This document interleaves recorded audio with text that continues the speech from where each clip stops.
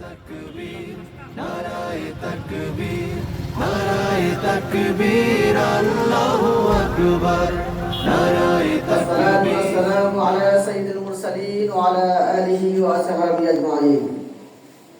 বাংলাদেশ জামাত ইসলামী বর্তমান শাখা কর্তৃক আয়োজিত আজকের মহান স্বাধীনতা দিবসের আলোচনা ও দোয়া মাহফিলে উপস্থিত সম্মানিত মেহমানবৃন্দ এবং দায়িত্বশীল ভাইরা, প্রিয় ওয়ার্ড থেকে আসা আমার প্রিয় একান্ত দিনী ভাইরা, আসসালামু আলাইকুম ওয়া রাহমাতুল্লাহি ওয়া বারাকাতুহু। ওয়া আলাইকুম আসসালাম ওয়া রাহমাতুল্লাহি ওয়া বারাকাতুহু। আমরা মহান রব্বুল আলামিনের শুকরিয়া জ্ঞাপন করছি, যিনি আমাদেরকে আজকে মুক্ত আকাশে বিগত 17 বছর পরে মহান স্বাধীনতা দিবসকে আমরা মাইক দিয়ে আমরা আলোচনা এবং উদযাপন করতে পারতেছি। এই জন্য মহান রবের দরবারে শুকরিয়া জ্ঞাপন করছি, আলহামদুলিল্লাহ। দুরূদ সালাম প্রেরণ করছি বিশ্বের মানবতার মহান শিক্ষক, সর্বকালের সর্বযুগের সর্বশ্রেষ্ঠ মানব জনাবে মুহাম্মদুর রাসূলুল্লাহ সাল্লাল্লাহু আলাইহি ওয়াসাল্লাম। আত্মার মাগফিরাত কামনা করছি ওই সমস্ত বন্ধু মুজাহিদদের যারা যুগ যুগ ধরে নিজের জীবনকে বিলীন করে দিয়ে এই জমিনে ইসলামকে বিজয় করার স্বপ্ন দেখিয়ে নিজের জীবনকে বিলীন করে দিয়েছেন।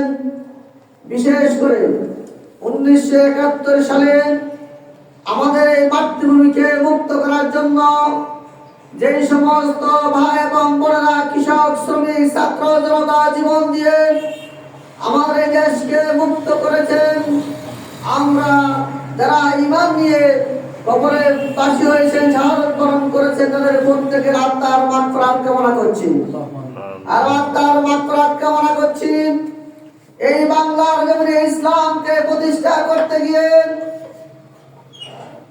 আমাদের যে সমস্ত নেতৃবৃন্দকে জুলুমের শিকার হয়ে শাহাদাত করে দিয়েছেন, আজকে এই সমস্ত শহীদদের আত্মার মাগফিরাত কামনা করছি। আর আত্মার মাগফিরাত কামনা করছি যাদের রক্তের বিনিময়, জীবনের বিনিময় 24 সালের 5 আগস্টের এই বাংলাদেশ মুক্ত হওয়ার মধ্য দিয়ে আমরা আজকে এখানে বসে আলোচনা করতে পারতেছি এবং আলোচনা করতেছি। ওই সমস্ত শহীদদের আত্মার মাগফিরাত কামনা করছি। সম্মানিত উপস্থিতি, আপনারা জানেন যে আমরা 1971 সালে মুক্তি হওয়ার পরেও এই 54 বছর পার হয়ে যাচ্ছে, এই বাংলাদেশের মানুষের ভাগ্যের পরিবর্তন হয় না। হয়েছে কি বলেন আপনারা? এই বাংলাদেশ জামাত ইসলামী এই 54 বছর মানুষের মাঝে স্বাধীনতার আগে এবং পরে বলতে চেয়েছিলেন যে এই জমিনে আল্লাহর দ্বীনকে বিজয় করা ছাড়া মানুষের ভাগ্যের পরিবর্তন হবে না, ইনশাআল্লাহ। প্রিয় সম্মানিত উপস্থিতি, আজকে যে সমস্ত ভাইরা শাহাদাত বরণ করেছে তাদের জন্য আমরা দোয়া এবং আয়োজন করেছি। আজকে দোয়া ছাড়া যারা শাহাদাত বরণ করেছেন ওরা আমাদের কাছে কিছুই চায় না, ওদের কাছে আমাদের করণীয় ছোট ছোট কি করা, দোয়া করা। আজকে ঢোল, তবলা, নাচ, গান দিয়ে ওদেরকে যদি আত্মার মাগফিরাত কামনা হয়, তাহলে কি আত্মার মাগফিরাত কামনা হবে না? হবে না। কি হবে? সুতরাং বাংলাদেশ জামাত ইসলামী সিদ্ধান্ত দিয়েছে, আমাদের ঘোষণা দিয়েছে, প্রত্যেক পাড়ায়, মহল্লায়, মসজিদে, যেই কোনো জায়গায় বক্তব্যে প্রত্যেক মা বোনদেরকে যেই যেখানে আছে প্রত্যেকদেরকে স্বাধীনতা যুদ্ধে যারা শাহাদাত বরণ করেছেন, ঈমান নিয়ে কবরে গিয়েছেন, প্রত্যেকের জন্য আত্মার মাগফিরাত কামনা করার জন্য দোয়া করা হয়। কথা বলেন ঠিক কিনা? এই ধারাবাহিকতায় বর্তমানে ইউনিয়ন জামাত ইসলামী আমরা দোয়ার আয়োজন করেছি। প্রিয় সম্মানিত উপস্থিতি, এই দেশে আজকে 54 বছরে আমরা স্বাধীন হয়েছি, স্বাধীনতার স্বাদ আমরা গ্রহণ করতে পারি নাই। আমি আমার একজন শিক্ষককে একদিন বলেছিলাম, তিনি আমাকে প্রশ্ন করেছিলেন, আপনারা অনেকেই চিনবেন, মুস্তফা বিএসসি এই বর্তমানে হাই স্কুলের প্রধান শিক্ষক ছিলেন কিছুদিন। উনি যখন সুন্দর হাই স্কুল থেকে রিটায়ার করেন, আমাকে একদিন বললেন, যখন আমরা ছাত্রদের ছিলাম, আমরা দায়িত্ব পালন করতাম, ছাত্র শিবিরের টাকা হয়তো কথা বলতো, একদিন আখ্যান করে বললেন, আলী একবার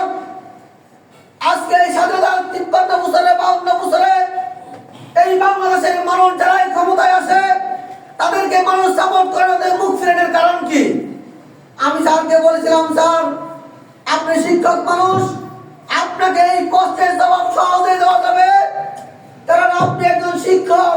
যদি আপনার একজন ছাত্র 33 না পায়, তাহলে আপনি তাকে 5 নম্বর দিবেন না, তাকে আপনি 5 নম্বর দিবেন না, কারণ সে পাস করতে পারে না, ফেল করবে। ঠিক তেমনি ভাবে এই বাংলাদেশের 54 বছর 52-53 বছর বয়সে যেই যারা ক্ষমতা এসেছে, তারা প্রত্যেকেই দেশের মানুষ অধিকারকে লুণ্ঠন করেছে।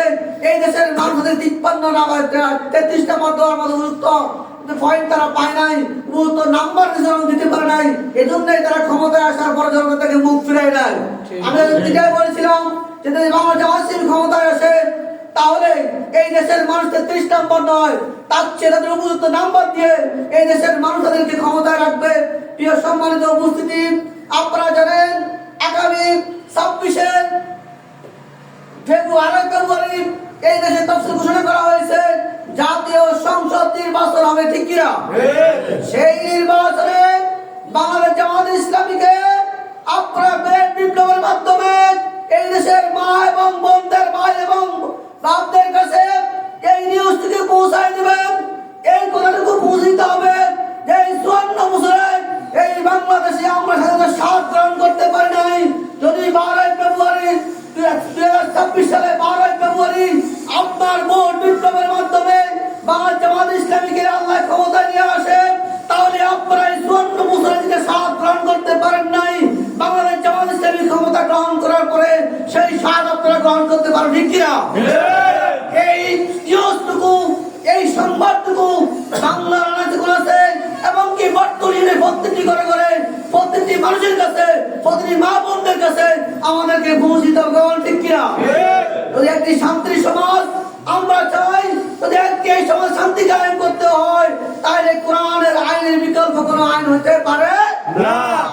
প্রিয় সম্মানিত উপস্থিতি, এজন্যই আমরা এই যে 24 আন্দোলনে যে সমস্ত ভাই বরণ করেছেন, যারা 71 জাহাজ বরণ করেছেন, এই দেশে আমাদের ওসমান হাদিকে গুলি করে তাকে আজকে সিঙ্গাপুরে, আজকে ইসরায়েল মেডিকেলে আসার শিক্ষিত আছেন, যে সমস্ত ভাইরা অসুস্থ আছেন, আমরা প্রত্যেকের জন্য দোয়া করব এবং আমরা দোয়া করব এই দেশের প্রত্যেকটি মানুষ যারা সুস্থভাবে, সঠিকভাবে, সুন্দরভাবে আগামী 26 12 ফেব্রুয়ারি সুন্দরভাবে ভোট দিয়ে এই দেশে একটি সুস্থ রাজনীতি চালু করতে পারে, বাংলাদেশ জামাত ইসলামীর পক্ষে রায় দিয়ে এই দেশের মানুষের অধিকারকে বাস্তবায়ন করতে পারে, সেই দোয়াটুকু আমরা আজকে করবো, ইনশাআল্লাহ, ঠিক কিনা?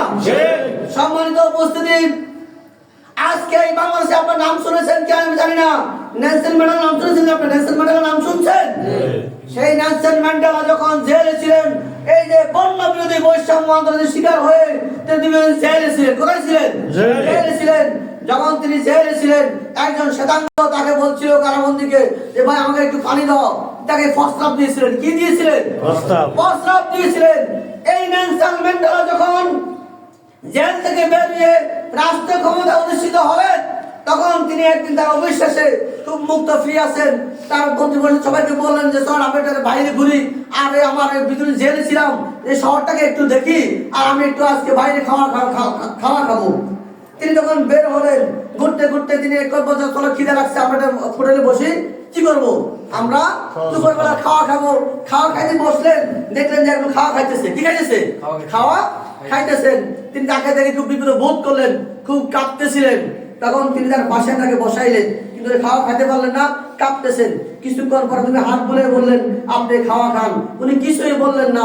কিছুক্ষণ পর তাকে বিদায় দিয়ে, যখন তাকে বিদায় দিলেন, কিছু লোক তাকে, তার লোকেরা প্রশ্ন করলেন যে প্রেসিডেন্ট সাহেব, এই লোকটাকে খুব কাঁপতেছিল আপনাকে দেখে, আপনি এখন ওনাকে কাছে খাওয়াচ্ছিলেন, রাত করতে পারছিলেন, ভিতরে যাচ্ছিল না, এর কারণ কি? নেলসন ম্যান্ডেলা বলছিলেন আমি যখন জেলে ছিলাম, তখন এই লোক ছিল আমার কারারক্ষী। কি ছিল? কারারক্ষী ছিল, আমার দায়িত্ব ছিল। যখন আমি তাকে বলেছিলাম যে আমার জন্য একটি পানি নিয়ে আসে, পিপাসা লাগছে, তখন সেই প্রস্তাব করে আমাকে প্রস্তাব দিয়েছিল খাওয়ার জন্য। আজকে সেই মনে করছে আমি মুক্ত, তাকে আমি দেখা পেয়েছি, আমি তার প্রতিশোধ দেব, কিন্তু বিনয় প্রতিশোধ দেই নাই। প্রতিশোধের বয়সে কাঁপতেছিল, আমি প্রতিশোধ দেই নাই, আমি তাকে লগে বলে খাওয়া খাইছি, কিন্তু খাওয়া সে খাইতে পারে নাই। সম্মানিত উপস্থিতি, যারা বিগত 17 বছর স্বাধীনতার পর হইতে এই পর্যন্ত যারা আমাদের উপর জুলুম করেছে, আজকে ভয়ে এই দেশ থেকে তারা পালিয়েছে, যারা আজকে দেশবাসী ভয় দেখাচ্ছে তারাও দেশ সময় ভয়ে পালিয়ে হবে। কথা বলেন ঠিক কিনা? আমরা প্রত্যেকটি মানুষের কাছে মাঝে অধিকার বাস্তবায়নের জন্য কাজ করবো। যেমন নেলসন ম্যান্ডেলা কি করেছিল, তাকে যে অত্যাচার অবিচার করেছিল, তাকে যেভাবে ভালোবাসা দিয়েছে, আজকে আমরাও যারা অপরাধ তারা পালিয়ে গেছে, যারা আছে যারা থাকবে, প্রত্যেকটি মানুষের কাছে আমরা এই উদাহরণ সৃষ্টি করে পারবো তো ইনশাআল্লাহ। ইনশাআল্লাহ আগামী দিনে বাংলাদেশ জামাত ইসলামী যদি ক্ষমতা গ্রহণ করে আল্লাহ পাক কবুল করে থাকেন, একবার 26 সালের 12 ফেব্রুয়ারি প্রত্যেকটি মানুষের কাছে আমরা এই দাওয়াতটুকু পৌঁছাই দিব যে আমাদের এই নামকরণ হবে ইনশাআল্লাহ সাম্যের বাংলাদেশ, অধিকারের বাংলাদেশ, স্বাধীনতার বাংলাদেশ। এই স্বাধীনতার দেশ আমরা ভোগ করতে পারবো। এই জন্য বাংলাদেশ জামাত ইসলামের প্রার্থী ইয়াসির রহমানের পক্ষে আপনারা প্রত্যেকটি মানুষের কাছে সালাম পৌঁছা দিয়ে দাঁড়িপাল্লার পক্ষে রায় দেওয়ার জন্য সবাইকে আহ্বান করবেন। এই উদাত্ত আহ্বান রেখে বাংলাদেশ জামাত ইসলামী জিন্দাবাদ, বাংলাদেশ ইসলাম ছাত্র শিবির জিন্দাবাদ, আমাদের বর্তমানে শাখা জিন্দাবাদ জিন্দাবাদ জিন্দাবাদ। এই বলে আমার বন্ধু শেষ করছি। আমার তৌফিক ইল্লা বিল্লাহ। আসসালামু আলাইকুম ওয়া রাহমাতুল্লাহ। তাকবীর আল্লাহু আকবার নারায়ে তাকবীর